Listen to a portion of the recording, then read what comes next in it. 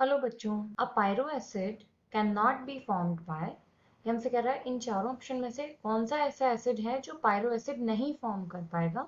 A option में है HClO4, B में कह रहा है H2SO4, C H3PO4 and D H3BO3। तो हमारा की कंसेप्ट यहाँ से क्या कहता है कि हमको बात करनी है यहाँ पर पायरो एसिड के बारे में। पहले तो ये क्या होते हैं और इनमें से कौन कौन बना पाएगा पायरो एसिड और कौन नहीं बना पाएगा। देखो, पायरो एसिड बेसिकली वो एसिड्स होते हैं जो किसी भी एसिड को स्ट्रांगली हीट करने के बाद बनते हैं। तो स्ट्रांगली हीट करने के बाद या तो वहां पर वाटर मॉलिक्यूल का या कार्बन डाइऑक्साइड का या स्मॉलर मॉलिक्यूल्स का जब रिलीज हो जाता है तो दो मॉलिक्यूल्स एसिड के आपस में कंबाइन कर जाते हैं और इस टाइप के एसिड्स को हम पायरो एसिड्स कहते हैं। पायरो जो है यहाँ पर ये वर्ड ये एज अ प्रीफिक्स यूज होता है। तो प्रीफिक्स मतलब यहाँ पर ये हमें इंडिकेट करता है कि एसिड्स को स्ट्रांगली हीट कर दिया गया है। अब जैसे हम यहाँ के ऑप्शंस पर आते हैं, ए ऑप्शन हमारा कह रहा है HClO4, बी में हमारे पास है H2SO4, सी हमारे पास है H3PO4 और डी हमारे पास कह रहा है H3BO3।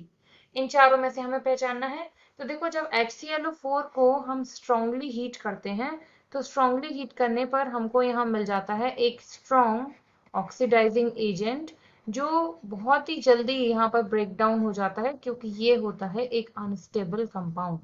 तो अनस्टेबल प्रोडक्ट की वजह से हमें यहाँ पर कोई भी पायरो फॉस्फेट या पायरो एसिड हमको यहाँ नहीं मिलेगा।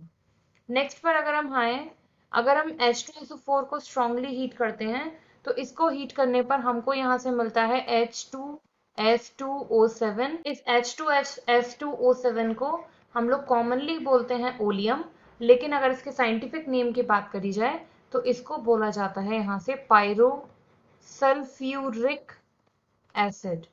तो H2SO4 से हमको यहाँ पर मिल जाएगा पायरोसल्फ्यूरिक एसिड। नेक्स्ट आते हैं H3PO4 पर। अगर इस H3PO4 को स्ट्रांगली हीट किया जाए 200 से लेकर 300 डिग्री सेल्सियस तक तो यहाँ पर ये फॉर्म करता है प्रोडक्ट H4P2O7। इस H4P2O7 को हम लोग यहाँ पर कहते हैं पायरो फॉस्फोरिक एसिड।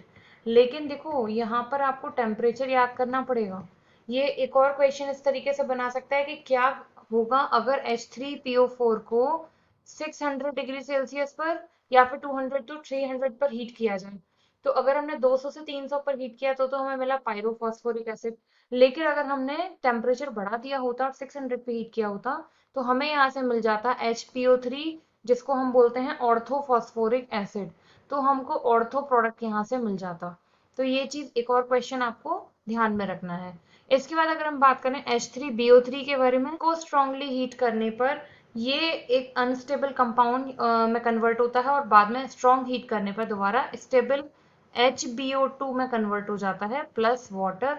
इस HbO2 को हम लोग यहाँ से बोलते हैं मेटाबोरिक एसिड। अब यहाँ पर आपके पास आंसर्स अपने आप क्लियर है कि इन चारों में से कौन ऐसे हैं जो आपके पायरो एसिड्स नहीं बनाएंगे। तो एक तो आपका HClO4 नहीं बनाएगा और साथ में एक और कौन नहीं बनाएगा, H3BO3। तो A and D are the correct options. I hope you understood well. Thank you.